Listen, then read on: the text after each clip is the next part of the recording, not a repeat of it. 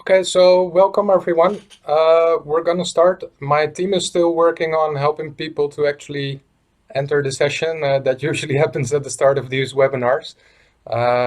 We know that around 60 people are gonna join all together. If anybody has an issue, please reach out to Sakshi Kumar or Darvis. You should be able to see them somewhere in your chat, and they will try to help you if anybody has connection problems or anything. So welcome everybody very much to the third edition of the Startup Buddy Demo Day. My name is Robin Turlings. I'm the founder CEO of the Startup Buddy. We are Singapore's startup building and fundraising platform for founders and for investors. We now have around 2,000 people building businesses all the way from ideation till their usually first round of funding and traction. And in November, we also launched our investor platform, which allows our founders to connect to investors via the platform and to basically fundraise that way.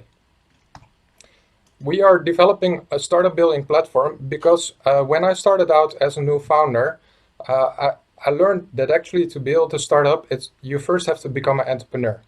And at the time, I couldn't really find anything that could help me do that, which is how the idea for the Startup Buddy was born. So our platform helps you in a structured way set up your company, learn about things like legal practices, marketing, how to develop a product, etc., etc. And while you do that, in the process, you also build a reliable profile about the progress of your development that you can later on share with investors once you get to the fundraising stage. For the investors, we allow them to have a platform where they can compare companies from very different regions, also where there's no startup ecosystem, see how they compare to each other, how they progress over time. And in the future, we want to be able to also have investors buy equity in those companies immediately online. Now to today. Today, we're going to have a demo day, and we're going to show you a couple of the startups that use the platform in building their businesses. Our demo day is a little bit different from what you might be used to.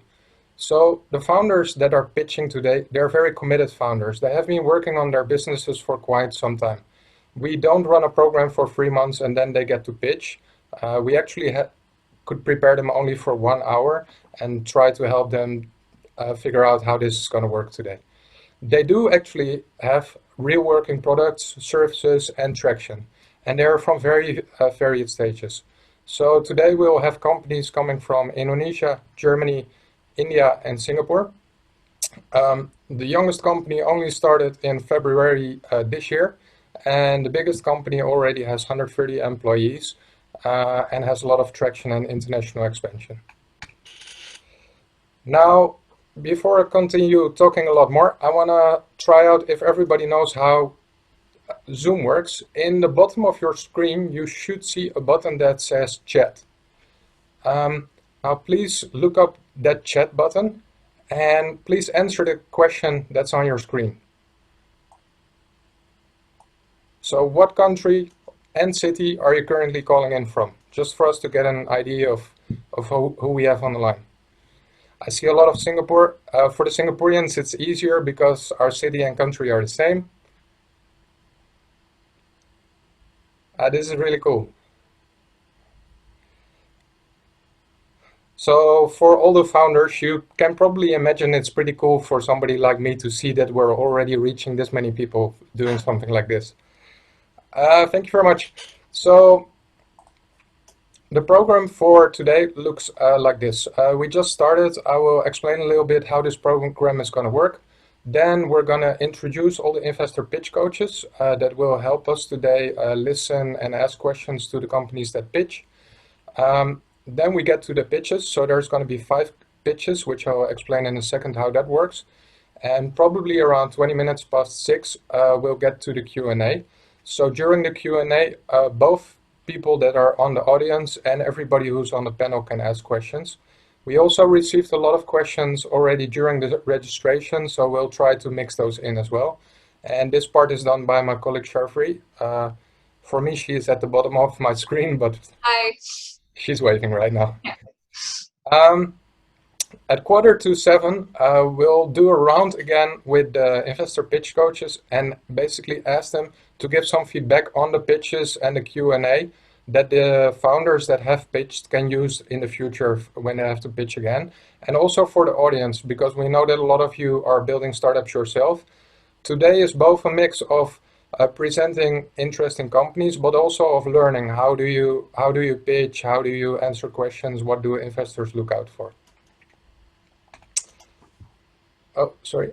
So the pitching itself, every company has 10 minutes in total. During those 10 minutes, maximum 7 of those minutes can be used to pitch. If they continue pitching, I will use this extremely annoying bell to stop you. And then the remainder of the time will be used for the Q&A with the investor pitch coaches. I like to ask the coach that is from the country where the company is pitching from to ask the first question, just to get the ball rolling. And then we continue after 10 minutes to the next company. I have another question. You can use the chat function again. We're not going to use the Q&A today. My team is monitoring everything and keeping track of everything. Can you guys and ladies share how much the time has increased that you have spent on video calls and webinars in the past 3 months compared to the previous 3 months?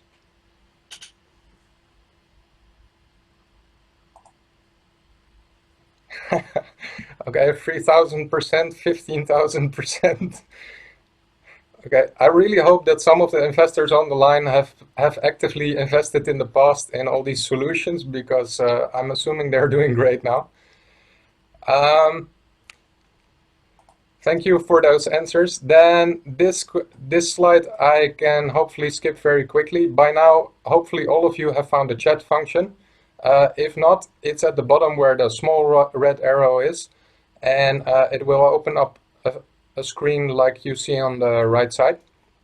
I really encourage you to use it for the Q&A, but also use it to actually interact with the other participants. Before COVID-19, everybody was going to events. We used to network by meeting each other and having coffees, etc. That's a little bit more difficult at the moment. So try to use these kind of sessions to still reach out to the investors, other founders, potential partners. You can do so in private messages within the chat. Try to keep building your business. That's what we're entrepreneurs for. On the screen, you see a couple of ground rules. Since everybody is very experienced now in doing these sessions, I think they all speak for themselves. But please keep in mind that everybody comes from different countries. Not everybody's native language is English. Basically, behave well and be respectable to each other.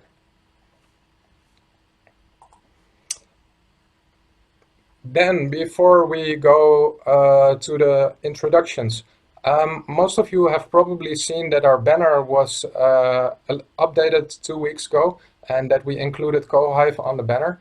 So I saw in the registrations and also just now in the chat that we have quite a few participants from Indonesia.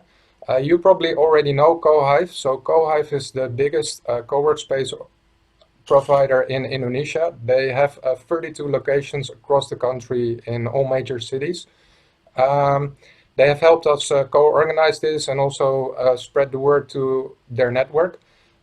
For the founders who are not from Indonesia but expect to expand to Indonesia in the future, GoHive also provides a lot of services to actually help you get into that market, set up, for example, a subsidiary company, etc. there. So do reach out to them if you have plans like that.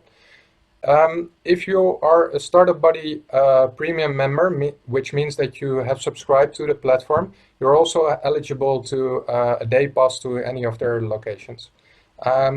If you have questions about it, just after the webinar, reach out to us. Now the moment that everybody has been waiting for. Who are the companies that we're gonna see today? We have 5 companies, like I already said. I apologize to all the founders whose companies I'm gonna mispronounce, because 2 names are very difficult for me.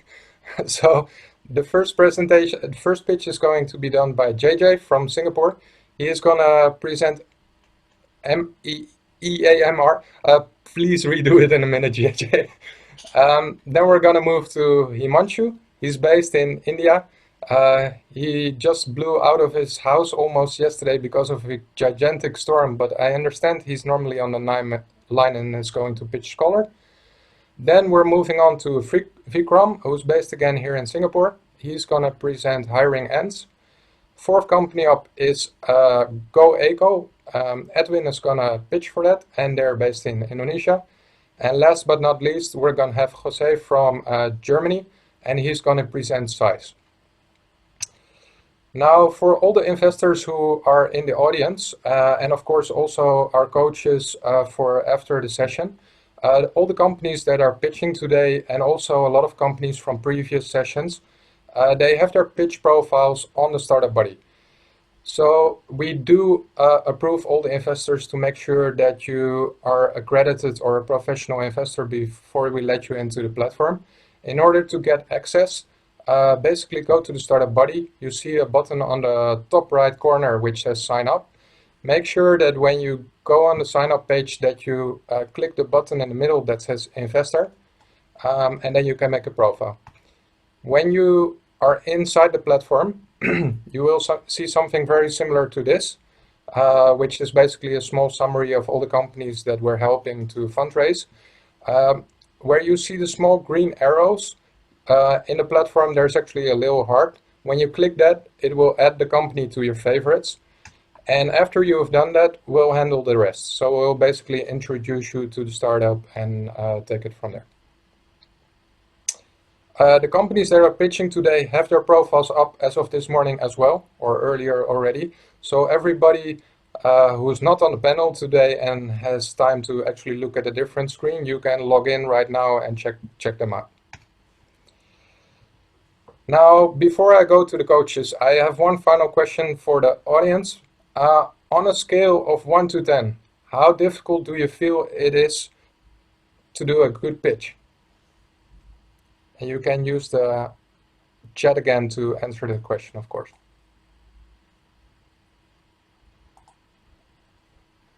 I see a 2, an 8, a 7, a 2. Okay. Okay, so for the people who feel it's anywhere between 1 and a 3, please apply for next time to pitch and show everybody else how it's done. For everybody who said 5 and up, I think this is going to be a very interesting afternoon. You're going to see very different pitches. I know that we have very good coaches that are going to say very valuable things that you can use to improve your own skills. So I hope it's going to be fun for everybody. And with that, I like to go to the pitch coaches for today. We're going to ask you to introduce yourselves in the order of the banner. There is no reason for the order of this banner, so it's totally random, but it's just easy for me to read from left to right. I like to ask all of you to answer 3 different questions. First of all, please explain a little bit who you are, what your background is, and how you became to be a venture capitalist. Please also explain a little bit about your fund, because not everybody might know your specific fund and what their targets and goals are. Thirdly, I like to ask you one question from myself. The rest of the time, I'm not going to ask more questions, but a lot of founders are currently wondering how they have to progress with fundraising if they really have to, because of the COVID-19 outbreak, and because everybody's saying it's very difficult. Can you please share one tip, one trick, or one example of a very good startup that you have spoken to in the last 3 months that seems to have found a way to be able to still interest investors that can help everybody who's watching?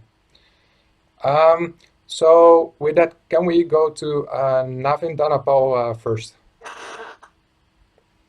Yep, sure. Hi, Robin, and everyone else.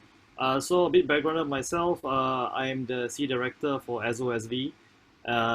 You could say that my background previously I was in Microsoft, looking at Southeast Asia, and I was actually working in the BizPark division, which is basically helping startups grow in the region. And that was my first, encounter with startups. And over the past few years, I've been working with them I eventually got entrenched in the ecosystem, and that was my lead way into investing in the startups as compared to just managing them. That's a bit of background on my side. In terms of the fund itself, so as well as we are a US fund, verticals into primary enterprise software, more into the China market and also Southeast Asia for developed regions.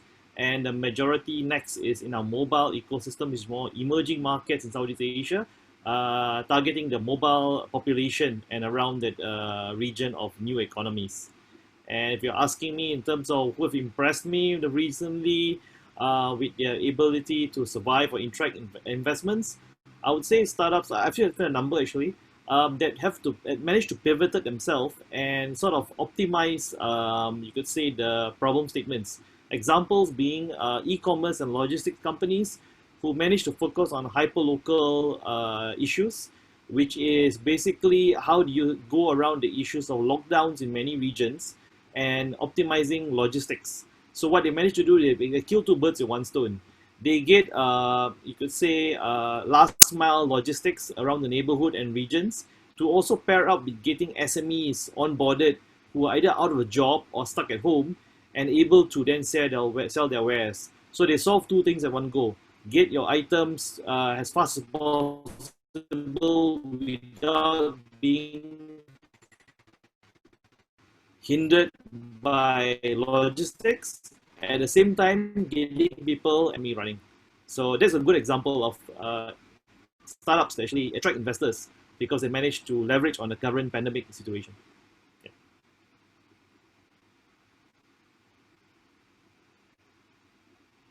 Robin, you're mute.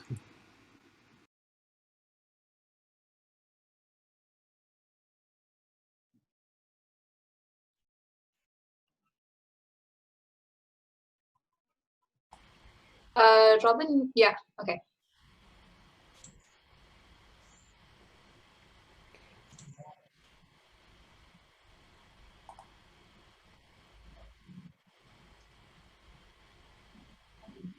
Kanika, can you hear us? Yeah. All right. Hi, everyone. I'm Kanika. I'm a director with Vertex Ventures, and I'm based in India and Bangalore and looking at Vertex's India portfolio. I've been in investing for about 8 years now. I actually started out with the International Finance Corporation looking at later stage companies, more from a PE perspective. But over the years, I found the early stage space to be more interesting and also a space where investors can add more value and really work with companies. So hence the journey from late stage to early stage venture investing. I'll give you a quick background about Vertex as well. For those who don't know, we are a Singapore-based VC firm. We have funds across the US, China, Israel, and I work for the Southeast Asia and India Fund. I would say that we are fairly global investors. We tend to map trends and markets across the globe to find out, sectors which are interesting. We're also very value driven. We like coming in early, which is somewhere from seed to a Series B stage. We typically invest around $2 to $8 million for the first check, and we do hope to partner with our companies both in terms of capital as well as other help as they come along. The other thing I would add is that because we are very global, we like companies which can scale outside the country in which they are formed, and we believe that using Vertex, is network and our LP network, we can actually help those companies scale faster and in a more meaningful way. So coming to your last question, Robin, I would say we've seen different buckets of startups which have actually been fairly successful in raising capital even during COVID times. So I would say the first category is companies which have truly differentiated themselves over the last 12 months. So even if there has been a blip of 1 month or 2 months in the revenue, they have been able to prove that their product is good. They have a good market fit, so that as and when the markets come back and consumers come back, these companies will pick back up again. I think we have to realize that 1 or 2 months is very short in the lifespan of a company. So, taking that into account, if you've built a good business fundamentally, you should still be able to raise capital. And I think the second bucket is companies who can play the COVID trend. So, for example, EdTech is a sector where we've seen a lot of capital come in, especially companies which can help take offline education to online. So, if you are by luck or by chance or by design in a sector which is actually getting propelled by COVID, then you're lucky, and then you can raise capital as well. Okay, thank you very much. I think Himanshu is very happy to hear you say that just now. Point from us. So we haven't actually met in person, but the Startup Buddy actually started our first platform in the co-work space by Vertex Ventures here in Singapore. So it's really cool to have you join today. Thank you very much for that. Next, we're going to Chandra Firmanto from Indonesia, and I will share your deck for you. Sure. Thank you, Robin. I would like to say thank you also to Startup Buddy for the opportunity today. Yeah, so let me share a bit about myself and IndoGen Capital. So I went to school at USC in Southern California. Afterwards, then I worked for 2 years in Accenture in Marina Del Rey. From there, then I went back and then handled my family business. So we have a family business actually doing distributions, also financial sectors, property sectors as well, with about 150 branches across Indonesia and about 3,500 employees. Around the end of 2015, I actually handed the operations to professionals and then moved myself to become the chairman. And then late of 2016, I started IndoGen Capital. And we made our first investment actually in early 2017. For our strength, I believe that we actually have a pretty good strength in Indonesia, definitely. We have a very diverse networks contributed from the network of the LP and the GP. And we have been the VC actually to expand well-performing portfolio to Indonesia market. So if any of you actually have a plan to come to Indonesia, feel free to reach out to me anytime. And then I believe that we could actually help you to not only hiring the right team and then navigate through the regulations, but also we can also help you in terms of connecting you to find tractions as well. And for investment, we have 18 so far, with 3 successful exits through IPO, M&A, and secondary sales in only 3 years. And we actually a team of 7 people. So I'm more than happy to help anyone, including startups, if you have any interest to Indonesian market. And as for Robin's questions, I actually will divide between the startups that are actually impacted by the pandemic situations and the one that are not impacted. For the startups that are actually impacted, then some of them actually show to me that they can actually navigate through the hardships and the difficulties, and actually they can have a healthy cash flow. They can have a healthy AR as well, collections. So that is something that we want to see, and then obviously the business have to be able to thrive again once the situation getting better. But for the one not impacted by the situations, then we would like to see whether they actually can actually capitalize from the situations, and then probably actually growing back even better, and maybe even reach profitability. That will be even better. Thank you. Thank you very much, Chandra. Then we're going to Maarten. He's from the same country as I was born, but we both wound up in Singapore somehow. Maarten, can you introduce yourself? Yes. Hi, everyone. My name is Maarten. As Robin said, I'm also from the Netherlands. I've been running companies myself for past 12 years. My first company was in 2008 in the legal tech industry. This was in the Netherlands. From there, we exited this company in 2012. I ended up traveling for a couple of years, ended up living in Singapore. I started a new company in logistics. The company is called Carpel. And at the same time, we started a family office with my wife, where we like to give back. We try to help other founders. We think that we can do that. We think that we can add value. We've been focusing a lot on Southeast Asia, making investments over the past 2 years. we focus on seed and sort of pre-series A. So we like to see some traction. We like to see some revenue, make sure there's some user growth if you're in the C2C or B2C. We look for founder strength, and I think that's typically, I think that's also what answers the third question of the question of Robin with regards to COVID-19. I think what's critical in a founder is that you can actually sort of see the future, and you can actually predict what is going to happen, and maybe even what revenues you might have in a few years from now. So I think it's very important that you just look beyond this, and when you're pitching to an investor, yes, they might ask, what are you going to do about COVID-19 and how are you going to deal with that? But in the end of the day, if you can look beyond that, I think that shows strength. I've seen a lot of companies that are profiting from COVID-19 in that sense, especially we've been in logistics ourselves, and I see a lot of logistics companies doing very, very well.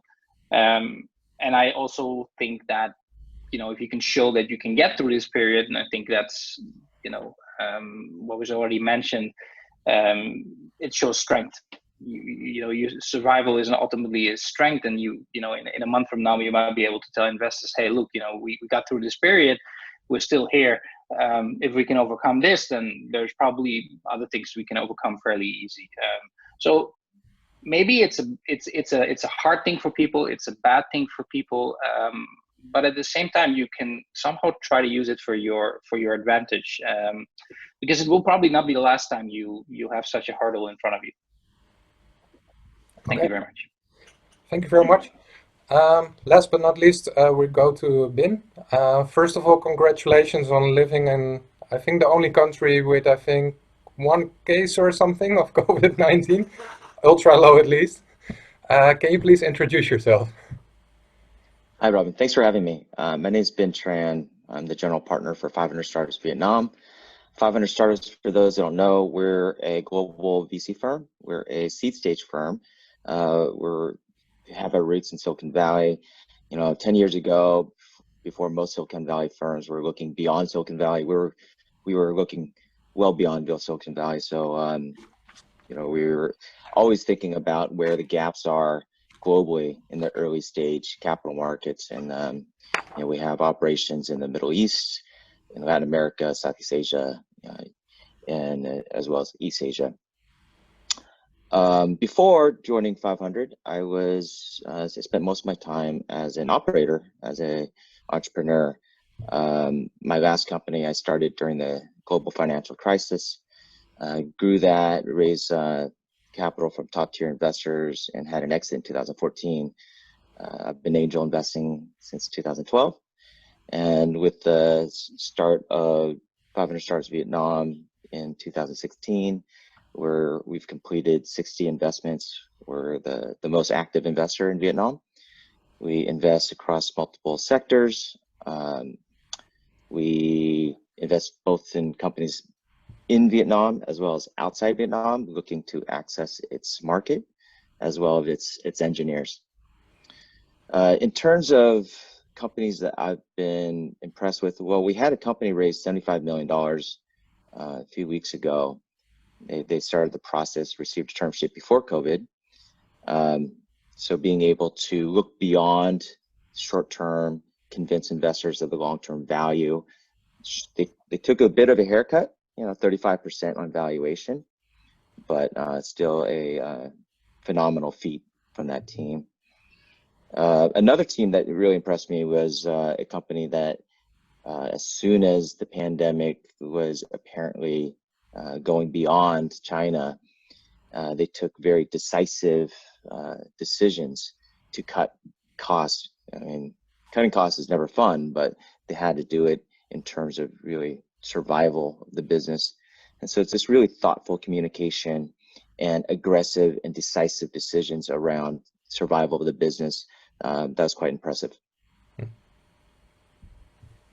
Okay, thank you very much. With that, we have come to the main event for today, the pitches. We're gonna have 5 pitches, like I already said, and we're gonna start with the first one, which is JJ. Sorry, I have a lot of screens open, so I have to search where you are on my screen. Yes, there you are. JJ, we're ready for you, so you can start sharing your screen and take it away.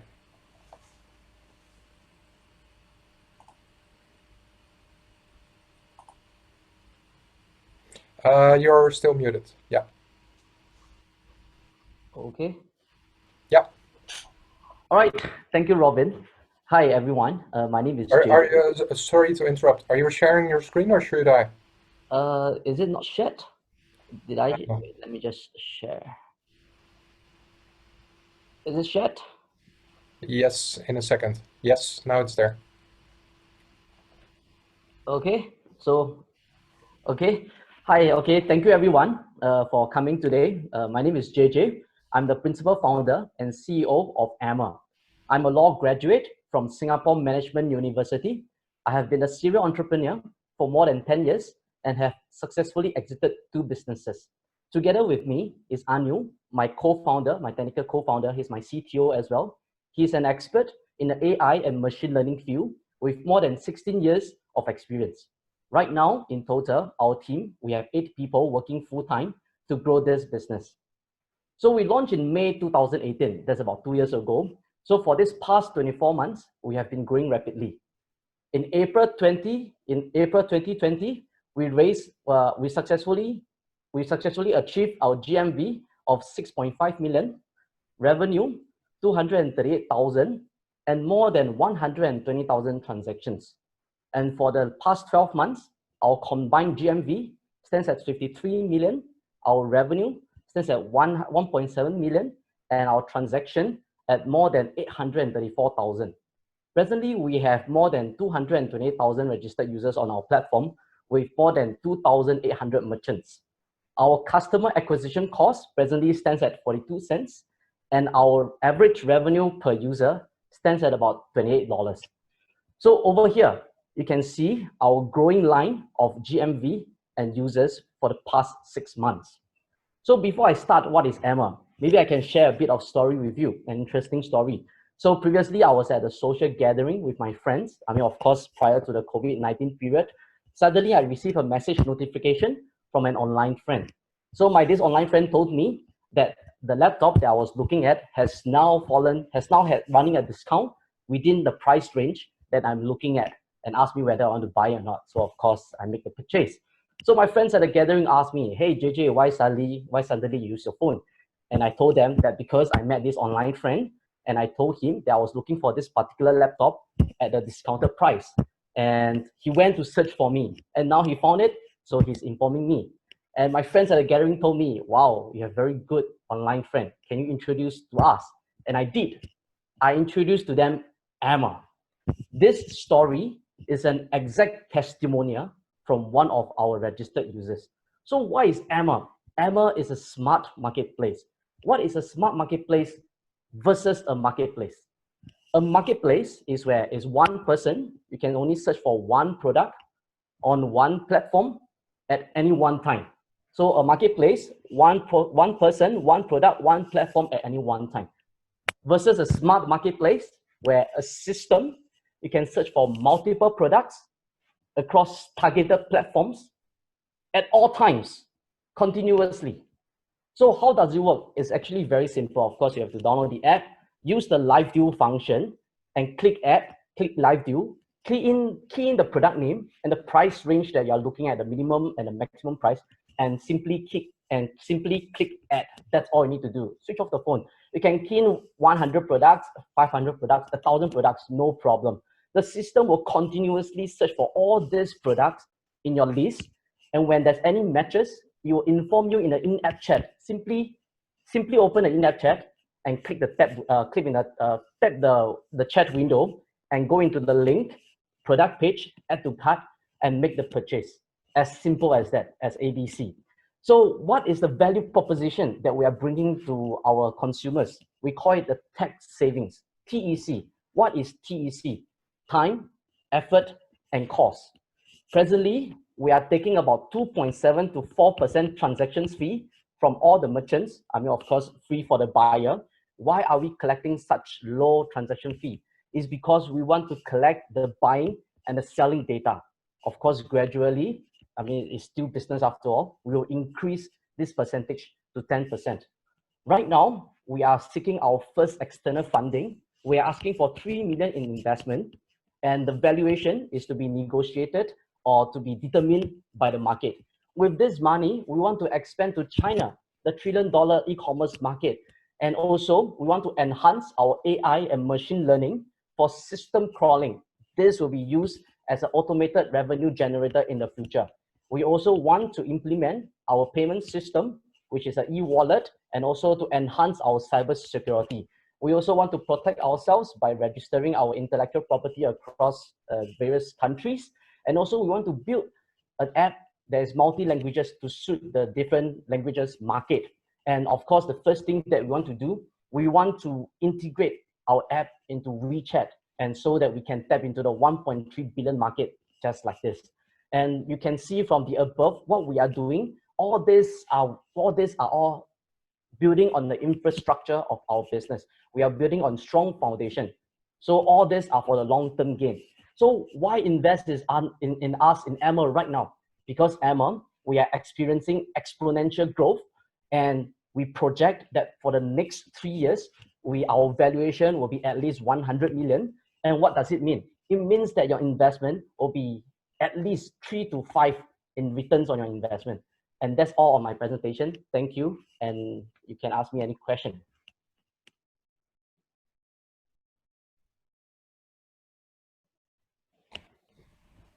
Thank you very much, JJ. Everybody can do applause behind their computers if they like, because the first one is always the hardest.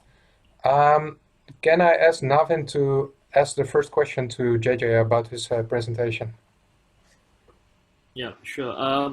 My first question is more like the devil is in the details. I'm very curious about your technology using behind it and how exactly does it work. I mean, at a glance, you show it there, but I'm more interested to know what does it go searching, for example, to what level of details can it find? How long does it take to give back a detail, for example? And if you put in multiple items, do they all come back at the same time, or they come back at different timings? I think a bit more clearer detail about that helps a lot to understand a bit more better than that, because you're trying to show a differentiation that you are a smart marketplace. Question would be then, how will you do that? That is one. My second question I'll be wondering is that you seem to be targeting next to China market. Now it's an extremely tough market to get into, and there's a lot of AI competitors there. So my second question is, what is your strategy to enter China market? And actually, how will you defend yourself against all the giants and the small players out there coming from a smaller market?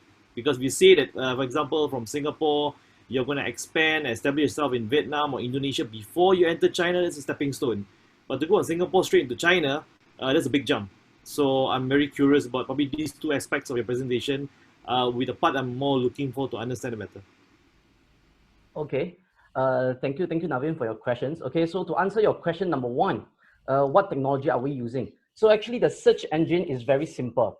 Let's say you are looking to buy item A. So when you key in item A, you will search all the product name that has item A in it. So it could be item AX, item A5, item ABC. So as long as the search keyword has, as long as the product and the search keyword there is a match, and also the price range, let's say $80 to $90, anything that is matched, you'll get a notification.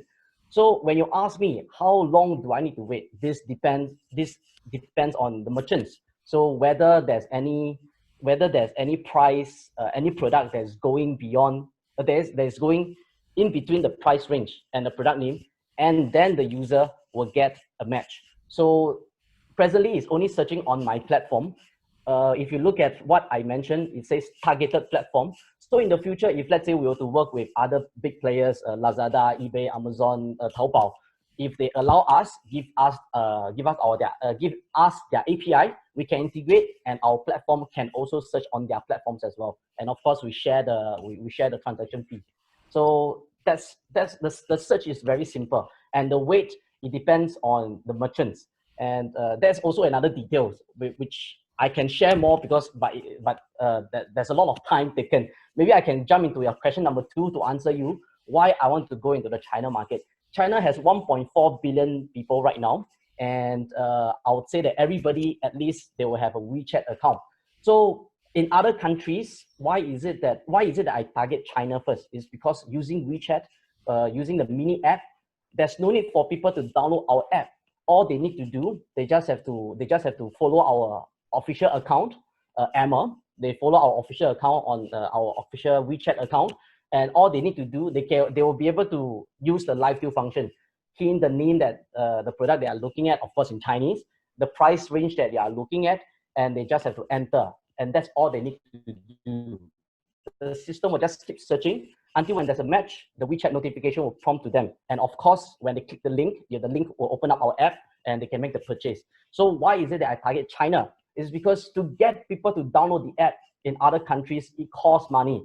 But to get it in China, we can use mini app, and mini app is very simple to get people to use it because there's no need for people to download the app. So my strategy is using mini app to target the 1.3 to 1.4 billion of people in China. I hope that answers your question. We have time for one more question. Is someone else from the coaches does have a question for JJ? If I may? Yeah, of course. Thank you. Hi, JJ. Thanks for that. Can you treat me like I'm a very unexperienced person and summarize for me what is the problem that you're solving and who's your primary customer? Is it the merchant or is it the consumer? Either I missed that or it's not really clear to me. Okay, thank you. So the main problem statement that I'm solving is for the consumer. I mean, of course, there's also for the merchants, but I'll focus on the consumers, our 228,000 users. So right now in e-commerce, one person, you can only search for one product on one platform at any one time. It means that only one phone, when I look at it, I can only search for one product. I key in item A, I click search. And if let's say right now I'm having a webinar, I'm not searching, I'm putting my phone down, the searching is stopped. So that is a marketplace. But compared to a smart marketplace, all I need to do, I just have to key in the things that I want to buy, the multiple products. I click add to the live view function. I can leave my phone down. When I'm talking, the system will just keep searching. So it could be multiple products. Anytime when there's any match, discounted price that's within your price range, you get a push notification. And then that is where you can, oh, okay, now it's running at the discounted price. Let me make the purchase. So you see, in traditional marketplace, if you were to look at item A from company A, you can favorite item A from company A. But if let's say the item A from company B drops to a lower price than company A, you will not receive a notification because there's no catch, there's no footprint in the system. So, but right now in a smart marketplace, you just have to key in item A across company A, B, C, D, E, F, G.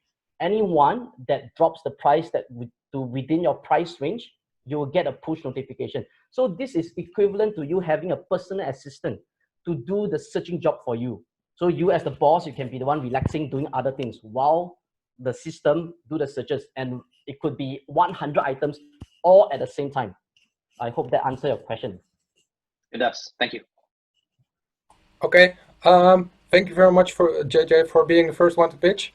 We're going to our second pitch, which is going to be Himanshu, and he is going to present Scholr.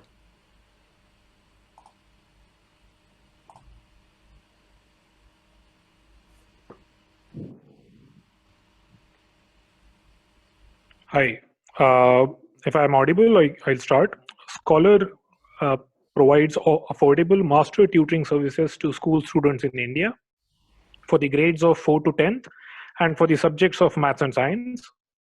My name is Himanshu. I'm a computer science graduate and MBA. So I'm a coder turned sales guy with 2 years of tutoring experience. I handle sales, marketing, and fundraising at Scholr. Manil, the other co-founder, he is also an engineer with more than 5 years experience in data analytics. He handles product, tech, data, and content at Scholr. To quickly walk you through the problem that we are solving, India has recently seen a huge surge of self-learning products.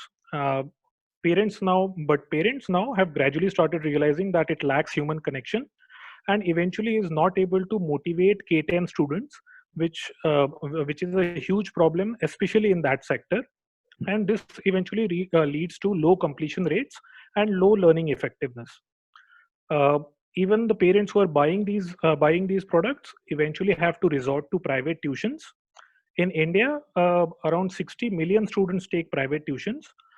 Out of these, around 74 million students go to local private tutors, and 68% of these local private tutors have less than 3 years of tutoring experience, which means that almost all of these look to tutoring as a temporary job, and hence have limited motivation to upskill themselves and improve their own expertise. And the remaining 32% of tutors that are present, only a fraction of them are master tutors, and who have that expertise and are extremely expensive that the masses cannot afford. If 68% of the local tutors are non-branded and have less than 3 years of experience, that means that around roughly 30 million students in India are going to these local tutors, and eventually resulting into subpar tutoring and learning outcome experience. One of the possible solution that can solve this huge problem at scale is developing a master tutoring intelligence. That is an intelligence that can replicate a master tutor's expertise in terms of understanding of a student and subject. It could range from, as in the expertise could range from diagnosing a student accurately to understanding which are the best questions that have to be asked in a particular chapter. Once this intelligence along with this intelligence combined with a human tutor, which provides that human connection and positive motivation for the student, we're able to provide affordable master tutoring services for a large section of the society. To give you an idea of where and how this intelligence is helping in tutoring, these are some of the core aspects of tutoring where the intelligence really helps. For example, when we talk about diagnosing a student, that is understanding what all does the student know and what all does he doesn't understand as of yet. The system is able to accurately predict the student's knowledge state with a limited set of questions. Similarly, if we talk about tutoring, the system is able to provide relative importance of topics. It is also able to understand the common pitfalls that students have, and hence is able to provide relevant data-driven decisions while the tutor is teaching the student. Similarly, in remediation, which generally happens whenever there is a gap in students' understanding, the system is able to recommend the right set of learning activities that can help the student mitigate that particular gap. In the last 2.5 years that we've been working, we worked predominantly in creating a learning app which was focused on automated doubt resolution initially. In these 2 years, we have garnered more than 1 million installs.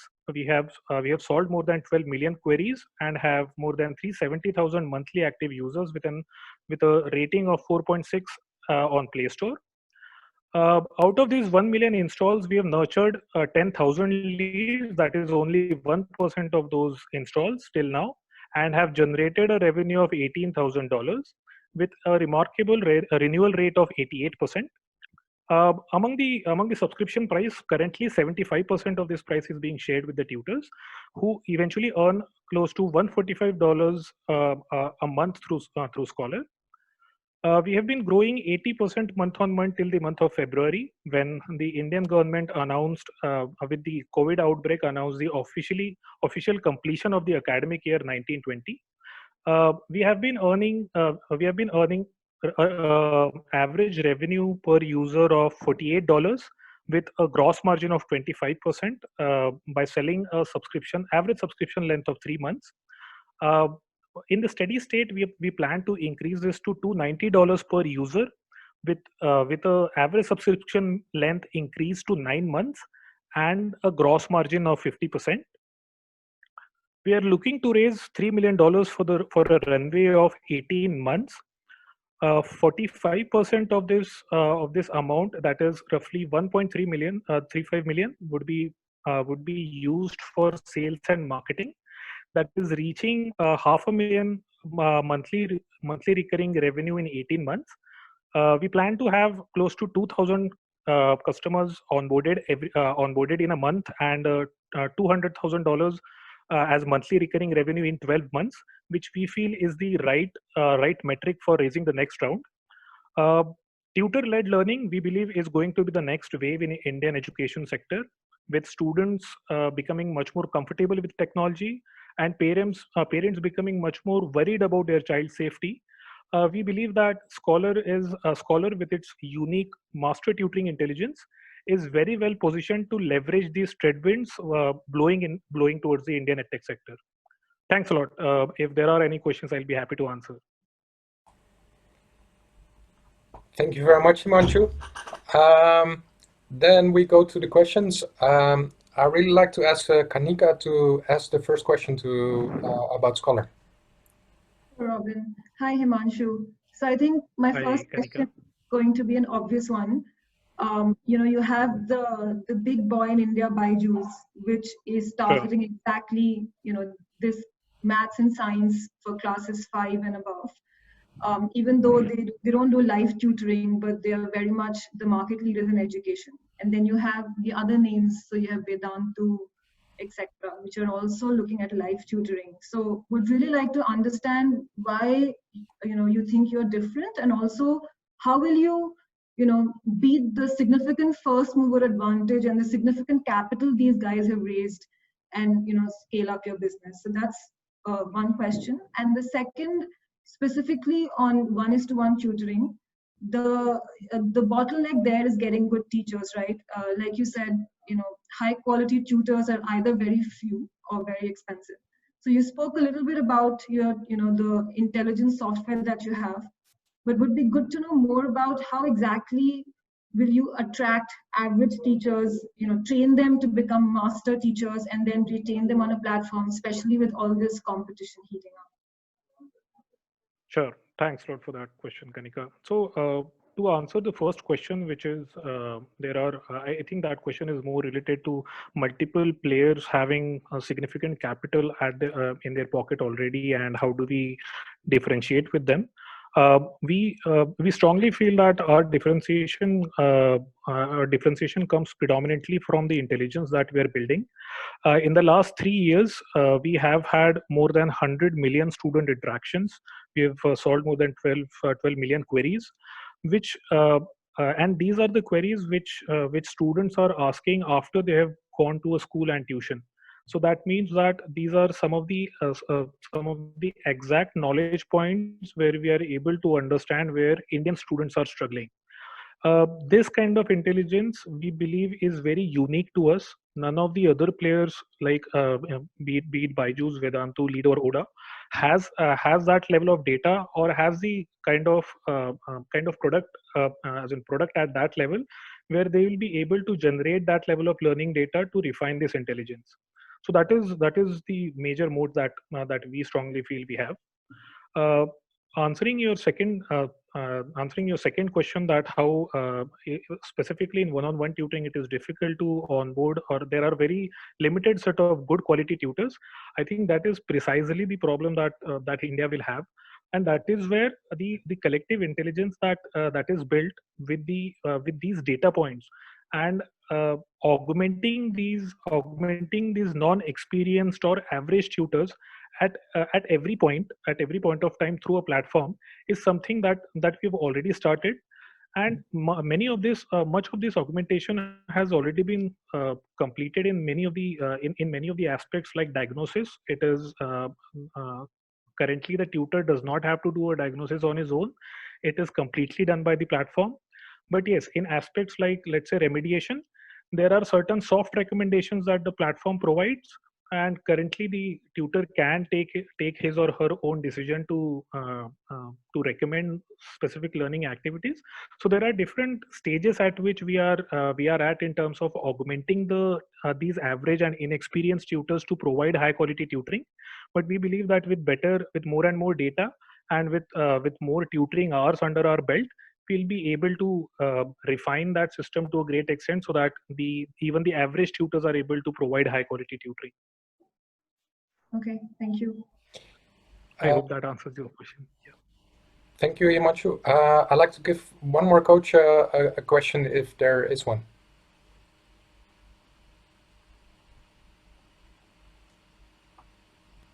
Not for now, it seems.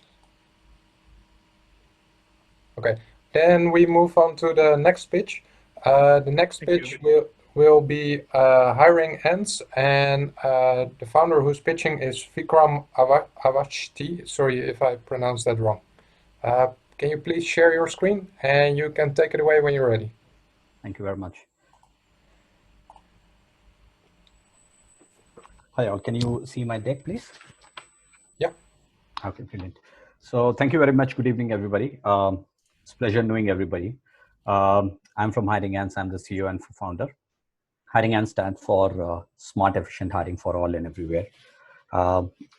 I come from the technology background of 13 years, and I'll be walking through more detail on my profile a little later, with plus 7 years of recruitment experience in Singapore.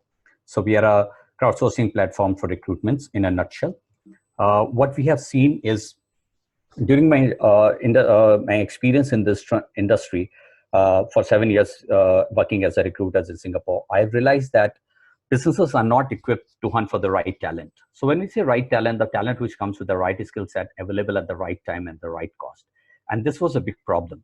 So there are a lot of things which businesses are scrambling to do to fix up these problems. And some of the existing fixes which has been provided are either the businesses move on to the internal HR teams, or they hire recruitment agencies, or they go to the advertisement platforms. So what happens is, if the moment they hire a recruitment agency, internal team, they are committing themselves for a fixed cost. And the biggest disadvantage for internal HR teams is that they lack the sector experience. So for example, if you're a technology company, you have a recruiter who's an expert in technology, that person will not be able to source for a sales personnel or a finance personnel for you. Whereas, and this is primarily the reason why we see that a lot of organizations maintain their PSL, which is preferred supplier list of recruitment agencies. Now, they have a combination of internal HR and the recruitment agency. So the moment you get into the separate agencies out there, externalize your talent hunt, the cost is exponentially high. So on an average, what we have studied is around 18 to 22% is the market rate of the annual salary which is being charged. Fairly simple, common data available in the marketplace. When we look into the small players, they go to the advertisement platforms. And one of the classic mistakes we do is like, go to the common job boards, do the advertisements, and the moment they advertise, they are being carpet bombed by a lot of unwanted profiles. Now, these profiles, it is something like shooting in the dark. So you're advertising, and the flow is to see they see your advertisement, and the candidates start reaching out to you. So the flow of the CVs are from the candidates to the organizations, employers, and because they're carpet bombed, it's like shooting in the dark. You might be lucky during one advertisement, you might get the right person, you might not get the right person. But and the return, what you get is basically a lot of work, administrative work, wherein you need to sift through the CVs, filter them, interview, talk to them, evaluate, and if you're lucky, you might get your right guy. So it's like pretty much shooting in the dark. So what is the permanent solution? Permanent solution, what we have analyzed is that a platform which maximizes the talent reach, increases the speed, and lowers the cost of talent procurement. This is the main 3 areas where we have focused very heavily on, and we have got very good success. So, and this is exactly where our product comes in picture.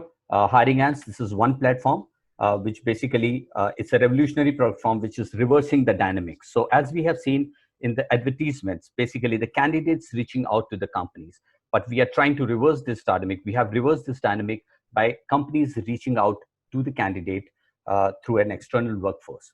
So we have brought the concept of crowdsourcing, which basically brings a great diversity of thinking and faster problem solving to the platform.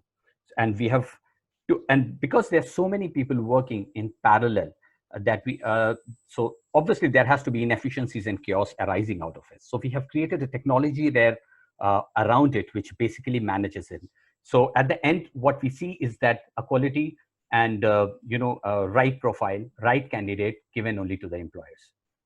So Antz are, we call them, these external parties, we call them Antz, which are a combination of specialized industry professionals and the specialized recruiters. Now, a bit of some of the screenshots of our existing applications. We started small, just two quarters back. We're fairly new in the market at the moment. So this is how our marketplace looks like. These are the individual opportunities which you can see. The profiles are attached to the individuals and they can be seen, they can be read and further understood. We have got when we have the product ready, we took it to the market. We have got a very good interaction. We have almost 1,800. We have 1,800 plus Antz who are onboarded the business, and we have 50 plus businesses who have registered and entrusted us with the roles. So we have 54 roles which are live, and 3 roles we have with our current MVP. We have created the traction and closed the full cycle of collecting the payment from the customers and disbursing them. We are in advanced discussion with DXC Technology and Capgemini at the moment for this. Our business model is very simple. We have our average fees is $1,400. We are planning to do 8,800 transactions to reach 36 million revenue. This is post-COVID corrections what we have done. Now, with this model, these numbers, we have done a competitive analysis here. So if you see, okay, so we have just put in a small graph, very simple. Our main competition comes from internal HR teams and the single agencies, which are on the PSL of the individual employers. If you see that the affordability wise, the HRs really top. Yes, of course, cost wise they do, but the reach is not as much. Even the single agencies also, they come with their own database, but with my experience, they mostly rely on the market databases like LinkedIn, JobStreet, JobsDB, and Monster.com, etc. So this is where we are trying to increase the talent reach out there for our employers. What is our competitive advantage? Our competitive advantage is basically scalable candidate database, which is growing on a daily basis. We have brought a human and machine combination, which is very unique to the market. We know that the humans are prone to human errors. We know that AI and ML, the quality is directly proportional to the data on which these programs are based. So individually, humans are not perfect. AIs and ML programs are not very perfect. But if we create a combination of these, we got wonderful results. And that's exactly what we are doing. Thank you, Robin. Timing wise, I think this is the right time because there's a lot of emphasis on the work from home at the moment. Co-founder and a bit about myself. Me and Jerome are the 2 co-founders. We have worked 10 years before in the same company together. We were ex-colleagues. We delivered many technology projects for our employer at that time. And then Jerome moved on to do his own startups. What we are doing, we are trying to we are raising 500K at the moment, out of which 250 is going to go towards the product development, and 167, which is 30%, is what we are trying to what we are going to be devoting towards the Antz success, because we believe that the quality of Antz we have, the quality of candidates we have. So that's where we are putting 30% of the funds on that. We say. Thank you very much, Robin. Just the last sentence. We are bringing alternate talent method, alternate thinking, and alternate network to the talent procurement market here. Thank you very much. I'm open to the questions. Thank you very much, Vikram. I'd like to give the floor first to Maarten. Hi, Vikram. Thank you for sharing. I have 2-3 questions. I'm going to try to combine them all in a very short timeline. So my first question is, like, you have this hypothesis on that it's actually more efficient if a company reaches out to people versus people reaching out to companies. I don't have a lot of, I haven't done a lot of research on that, and I'm just trying to understand from you how you measure that hypothesis is true. How do you prove that it is more efficient that a company reaches out versus a candidate reaches out to the company? That's the first question. The second question is, you're not just competing with other platforms on the business side. You also clearly need to recruit talent. What is the sort of unfair advantage you have in terms of trying to raise to recruit talent on your platform, because that is a very, very competitive space amongst players that are trying to capture everybody and some niche players in the market. So that seems to be challenging, and I don't really understand how you plan to solve that. Yeah, those are my two questions actually. Brilliant. So let me answer you the first question. So if you really see that the market of recruitments is basically there is concept of passive and active candidates. So the 30% of the market, as per the LinkedIn as well, is recruitment industry moves around the active candidates. So active candidates are the people who are available in your jobs, but the passive candidates are the ones who are actually working with the employers. And that's exactly the database where people try to reach always. And that's where a lot of startups are coming up with AI, ML, a lot of buzz is going on around this space. We can tap into passive candidate base. But what we have analyzed is that the passive candidates you would only know, you can only access if you know somebody from their network. Because the profile which is not, if a candidate does not want to reach an employer, there is no way they can reach it out. So they can only reach it out if they know somebody whom this candidate can knock his door to get him. So this is in a nutshell to answer that question. This is 70-30% ratio which is existing. I've not really got your second question. When you say recruit talent, you mean that building our internal team or a candidate database? Sorry, the candidate database. How do you? Okay, brilliant. Yes. Okay, so what we have done is, if you see in my last slide, we are devoting 30% of the 167K for the Antz Success program, because when we launched in 6 months back, we have actually realized on a sideline, we started a small program where we were engaging the Antz on a regular basis. So these are the professional recruiters, specialized recruiters who want a second income, plus the industry professionals, right, retired people who have been into any industry for a long time, and they have a large peer network already existing with them. So they can leverage on them, or a young people. So these are the people who will be actually tapping onto the network. And with this 130% of the fund allocation, we are trying to educate them. And most importantly, Maarten, we are trying to engage them more onto the platform so that their trust is built, that the moment they upload a candidate, it will be basically vetted and going through the life cycle. Whether it's rejected or selected, that's a different matter. So that trust, so that's where we are putting a lot of trust in. These candidate, the Antz will bring their own candidate database. We are not providing the candidate database on this. That's where my ML, that's why we are creating a pure database by the means of humans and encapsulating it with the technology layer to filter out only the quality. Because individually technology cannot do that. It's not mature enough to do it. And individually humans are not able to suffice. I hope that answers. Thank you very much, Vikram. We're out of time, so sorry for the coaches. We can't go to another question. We're going to move to the next pitch. The next pitch is going to be done by Edwin, and he's going to explain us what GoEco does and where he's from, etc. Okay, good afternoon, everyone. First, I want to, I want to say in bahasa, because I see there are a lot of panelists from Indonesia. Selamat sore semuanya. Also selamat sore Pak Chandra, also the coach from Indonesia. Sore. Okay, let me share my screen first.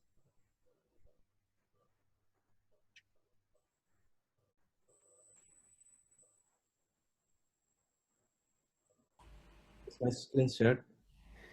I think it's coming in a second. It's not yet visible.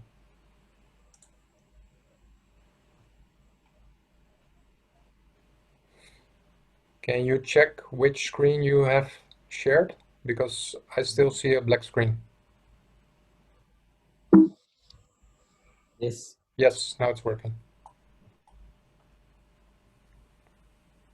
So yeah, today I'm going to be presenting our company. This is called GoEco Local. So what the problem that we are going to solve here is, because waste is always a problem in our country, Indonesia. So it's currently estimated to produce more than 190,000 tons of waste each day. Some of them are categorized as unorganic waste, such as plastic, garment, electronics, and etc. So according to data, only 9% of waste are being recycled. It means that the rest of them are being dumped to the end point or will end up in the river or seas. as we know that this waste could harm the environment and our health because it will harm the animal and vegetable that we are consuming every day. And because of that, there are eco products that won't harm the environment, but the problem are they are elusive. Most people don't know what eco products are available in the market and they don't know where to find it. So because of their elusiveness, the seller of eco products tend to set a higher price in their platform. So people don't have the choice to compare with other seller, or there is no direct and healthy competition between them. So the opportunity that we are going to take here is because, of course, first is F&B business because it's growing and it's a huge market. It's contribute around 41.59% of the Indonesian PDB. The ban of the plastic bag in some of the area in Indonesia, like in Bali and Banjarmasin, and soon to be banned in Jakarta, so become our opportunity as well. Our target market, of course, to provide more eco-friendly F&B packaging, which has almost of half of the market shares itself. Mom and baby industry also become our focus because moms tends to find a better and healthier products for their babies. E-commerce packaging also become a huge opportunity for us, become a huge target for us because people tend to buy small things from the internet and it's wrapped by a lot of non-degradable materials. What we offer here, we offer a GoEco local. It's now an incorporated company named PT Jalan Menuju Hijau, which means in English Green Way. It's established on 19th of February 2020, and our official Instagram account, which is named @GoEco_ID, is already reached 11.2 thousand followers. So yeah, well, say GoEco will provide solution to become Indonesia leading eco-friendly multi-vendors platform. We will help vendors or sellers to boost up their sales. We also have the multi-vendors, and then we have a secure transaction using the reliable and well-known payment gateway. It is now live, our platform GoEco Local, which is launched in 17 May 2020, which is less than a month. But we already have like 189 users by today and around 65 merchants. We have 15 different categories for eco-friendly products, and we have around 469 products listed on our platform as well. And by yesterday, we already made over 100 transactions with total number of transactions around 4,000 US dollar. Yeah. Next is our business model. So we take 3% of the platform fee for each transaction. And the valuation of eco-friendly product by 2024 is around 200 million USD. So the revenue projection in 4 years around 6 million USD. Other than that, we try to provide our own solution for the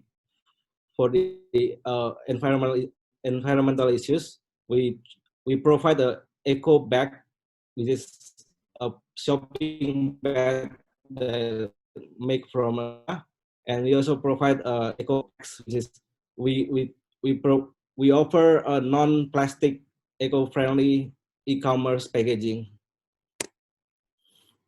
These are the competitive advantages. We do not stand alone in this industry. There are some web-based only platform who also sell the eco-friendly products on their platforms, such as zero waste, clinomic, sustaination. But they are typically as consignment and single vendor, which cannot accommodate buyers to get more options, and they don't have a online payment service as well. While GoEco Local offers multi-vendor and from various categories, with hundreds of vendors from all around Indonesia, and we do accept online payments such as QR payment using GoPay.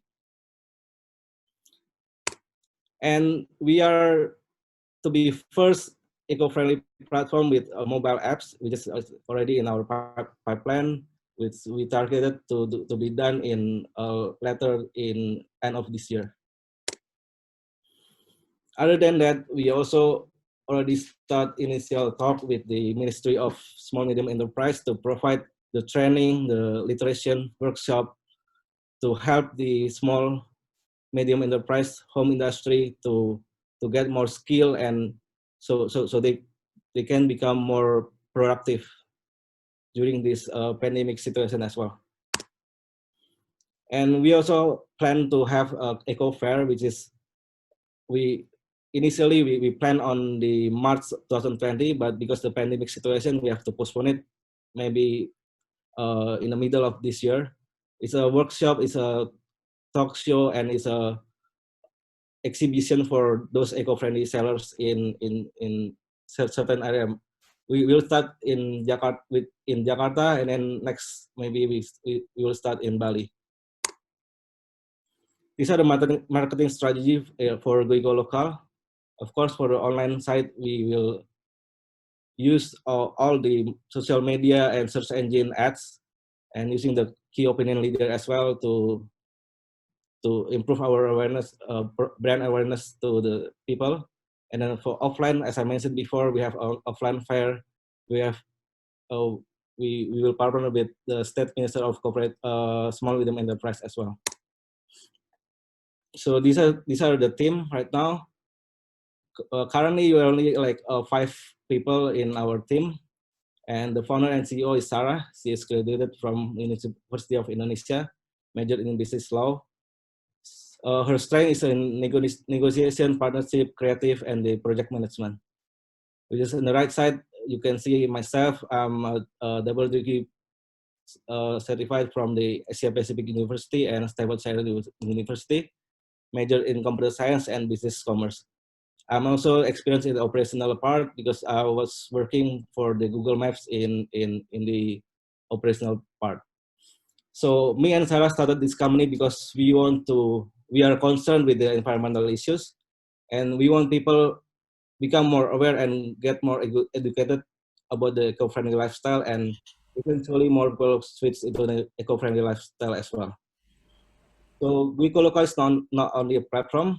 We want to make it a community, movement, and solution for people. So we are raising for 500K USD, which is we will allocate into 5 major focus. One is R&D, sales, and branding. Okay, thank you very much, Edwin. I'd like to go to the questions, and I first like to give the floor to Chandra. Thank you, Robin. Hi, Edwin. Hi, Pak Chandra. Yes, so you are very lucky today. So actually, I had a call this morning with a family office from Hong Kong, actually looking for this space. So after this event, then I will connect you to them as well. Okay, thank you, Pak. So please reach out to me afterwards.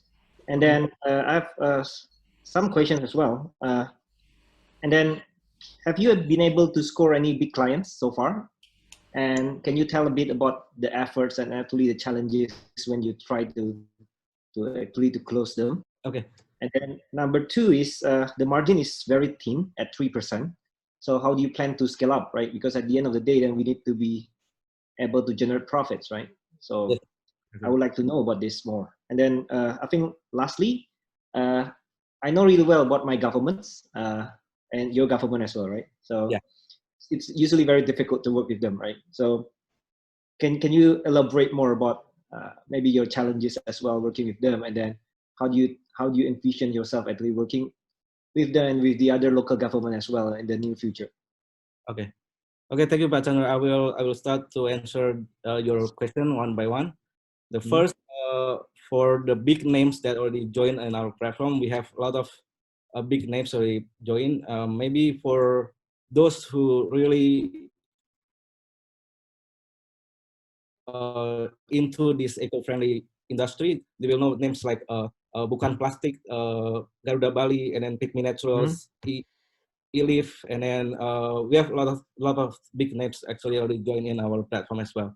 But as you mentioned, it's correct that it is kind of difficult for us in the start, because we have to convince them what we are, and then what really what will GoEco local helps them to boost up their sales and etc. So that's why we started with to brand ourselves with the social media. Well, actually, we made our social media earlier than we made our incorporated company. So from those, because this one is like a closed loop community as well. So from those, we start to campaign a lot of stuff, and then we also make a video on YouTube as well, and then we collaborate during this pandemic with those big names like Saya Bukan Plastik, Saya Bukan Plastik, and then we do the IG live as well.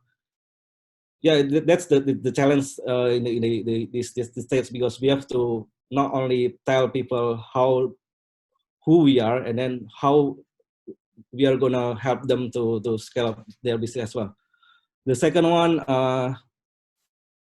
the next question, yeah, I really know how difficult to deal with our government, because we're actually lucky.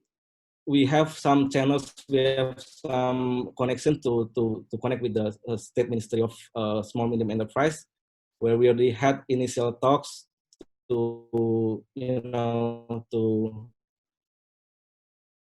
develop this sector, because we want to have the UMKM or SME the more productive ways, but it stopped because of the pandemic, and hopefully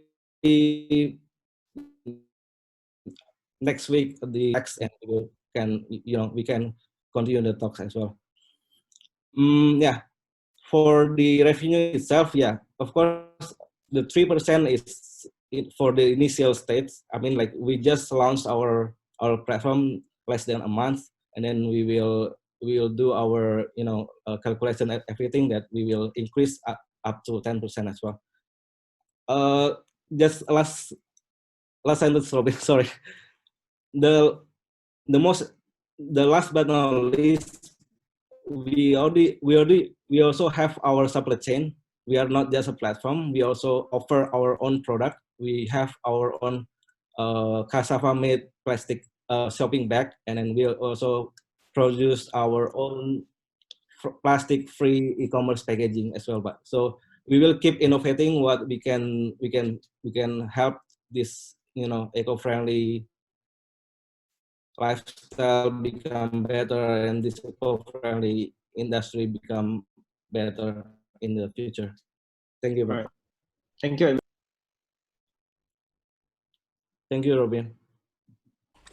Thank you very much, Edwin and Chandra. I'm just being strict to give everybody an equal chance, so not that anybody thinks I'm trying to be nasty. We're going to the fifth pitch for today, and the final one, which is Jose. He's based in Germany, and he's going to pitch SEIS. Can you make sure to share your screen, please? Yeah, can you hear me all? Yeah, we can. Okay. I don't see your screen yet. Oh yeah, I'm just clicking on. Sorry. Can you see it now? Yeah. Okay, let me get this out of the way. So, okay, hi, morning, well, good afternoon or good evening. Good evening. Good evening. So I'm Jose, I'm CEO, co-founder of SEIS. We are a German company, but actually my roots are from Chile, right, in South America. We started, well, this company has almost a year now, but we've been in the business for 10 years. We discovered, more than 10 years, so almost a decade ago, we discovered a problem that had to do with the healthcare management. So in the healthcare industry, in developed markets or emerging markets, you see that an average spending on healthcare services, at least in the OECD countries, is 8.8% of the gross domestic product. And and that number is getting bigger because cost-related services are increasing and population is growing older as well. I had this pitch in India last week, and I discovered they spend only 3.8, but it's with population getting access to more wealth, more money, they're spending more on it.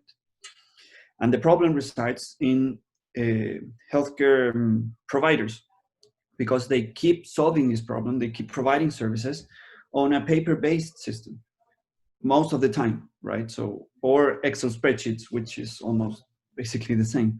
And when they do have deeper pockets, they go with old and expensive technology and vendors, which provide these solutions since the late 70s, and they haven't changed much their mindset. So whenever a clinic grows, so as they grow, complexity increases, right? So what we've seen in all these years is that when you have a full-fledged clinical operation running with electronic healthcare records on one side, scheduling system on the other side, you have, and then you can go crazy if you want, like ERPs, contact centers, CRMs, other systems, vaccinations, and then small stuff that the last quarter mile for patient systems. And then you have all this mess everywhere. You don't have centralized databases, and you can control basically as a clinic the problem.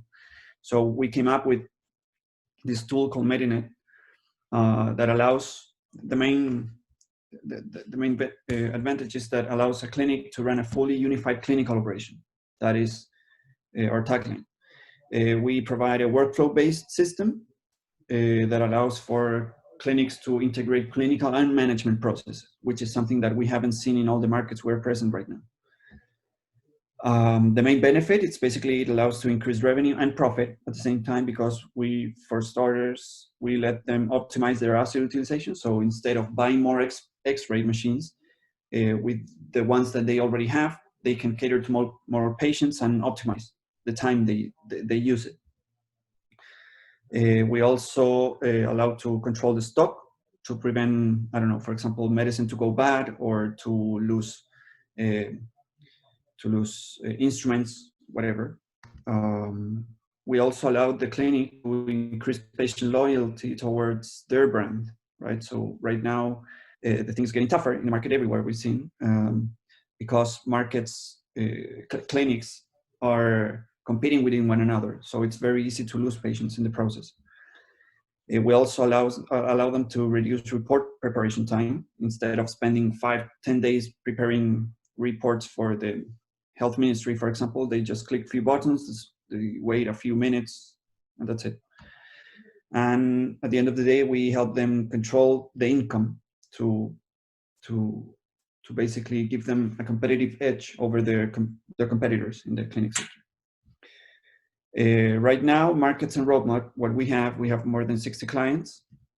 We are based in Germany, but we're providing services in Mexico, Chile. Actually, in Chile, we have 21%. I think it's a bit more of the market share, but it's getting bigger.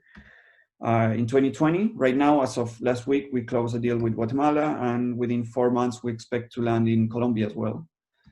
And in 2021, this is something that's why I'm speaking here, with the help of Next Step India and Next Step Southeast Asia by the German Accelerator. It's an organization here in Germany that's it's been helping us to land in India, Thailand, and Vietnam, basically. And something that is not here, we are based in Germany. We're working really hard for next year to get to the DACH area. That's that's Germany, Austria, and Switzerland. That's important to mention as well. The team, well, it's a very family-owned company. We started in 2008, 2007, when my dad went bankrupt. I was at the uni, I started helping them. Then my uncle got in, and then a friend of mine got in as well. So we're four people in the board director. We're a very young team. Right now, the team in this company, it's composed of 22 people, 25, around that. But the company has 130 people. We have extensive knowledge of the market. At least in Latin America, we thought we only had knowledge of Latin America, but turns out to be that the problem is everywhere. I mean, we've seen problems in Switzerland that I've also seen in Thailand. And you might think, I mean, Switzerland, they have all the money they want, but they still have the same problems. Right now, the company is making around $4 million. That was last year. This year, we're making more because of the COVID situation. Everyone turned out that they were interested in systems. And we are hoping to raise 5 million within the year, for basically to expand to at least 9 markets within 2 years, to open central offices in North America and in Singapore as well. We already have one here in Munich and in South America as well. Marketing and hiring people and expand the services to cater different needs, other needs more than healthcare in the same area. So that's it. If you have any question, thank you very much for listening. Thank you very much, Jose. I'd like to give the floor first to Binh to ask the first questions. Thanks, Jose. I appreciate that pitch. I guess a few questions. One is, who's your ideal customer, and what's your sales cycle like? Yeah. And then from a kind of growth and future outlook of the company, you know, what other revenue sources are you looking at beyond just the license fees? Yeah. Okay. So the perfect client, or the client we're aiming to, is the one that it's not going back. So it's clients that are in the integration phase. So basically we segment in 3 parts. The clinics that are just starting, they don't have much problems, the ones that are growing, and then the ones that are running a really complex business. Those are our main clients, targets. Which one's your best customer? Yeah, the best customers. They don't bargain. They just see that there is no an adequate tool in the market, and they are willing to pay premium to get a system that solves their problems, basically. And the time it takes to sell varies. It depends. So sometimes we can close in 2 months, but sometimes it takes, I don't know, 6 to 8 months, because they really consider it. Doesn't help, for example, the competition, which over they how do you say, they promise too much, and when they can deliver, the client thinks that everyone's the same. So that hurts the market a bit, but that's the way it is. And the other question, I don't remember. Other streams of revenue, basically, right? Yes. Yeah. Okay. So right now we have a model, a SaaS model. We charge per user and per module, but that's the way the business been doing it since the 70s. Or per license, per module. It's pretty much the same. You either pay upfront or per month. That's it. And we don't like that, because the client sees you as a vendor, and we are actually not a vendor. We are a partner. We really partner with them, and we help them grow. When they have problems, we try to help solve the problems with them. So we're changing to a transactional business model. It has lots of benefits. The main being that they will pay what they use. So basically, we are interested in them growing as well, because we will grow as well. So it's a commitment that we do with them. And the other one, we have lots of other tools that we've been deploying and trying in different markets. So for example, talent acquisition. So whenever they want to hire doctors and nurses, we have a specific tool for that, and we can start delivering other services related to healthcare that doesn't have to do with hospital management, but helps them a lot when they have those needs. So there's a lot to do in that sense. So that's basically, I don't know if it answers your questions. Yes, it does. Thank you. Okay, thank you. Is there one more question for Jose before we go to the public Q&A from any of the coaches? Maarten? Oh, Kanika, you will get the first Q&A question. Let's first go to Maarten. It's okay. 2 real quick questions. First question is, do you have a lot of trouble pricing your product when it comes to selling it in Europe versus trying to sell it in Southeast Asia, where typically I would expect the value of the problem might be relatively smaller. And how do you deal with that since you're already launching the different countries? And the second question is, do you actually run into sort of regulatory or privacy issues when you try to digitalize patient information? Yeah, good questions. I was expecting that. So, yeah, the pricing part, it's a bit tricky because not every country has the same power, acquisition power. So when they buy, there are countries that are richer than others. That's basically it. And what we do basically is to adapt to each market. We truly believe in the way McDonald's work their way to different markets. So, for example, in Mexico, you have burgers with chili sauce or whatever that in here you don't have, or in the US. So basically, that's the way we work. We go to a different market, we test for example, Mexico doesn't have the same. They're not willing to pay as much as people do in Chile, because Chile has a lot of money, and in that sense we have to adapt. We have to on the other side there are much more people, and you can play with that. What we have as a rule that we basically go how much patients does the clinic has to care for to pay the system. That's about what we do. And that's the way we adapt. We understand that we come from an emerging market, and we understand that when the big players come, big players, they are in the New York Stock Exchange, but their technology is really old. We don't like it. Our customers don't either.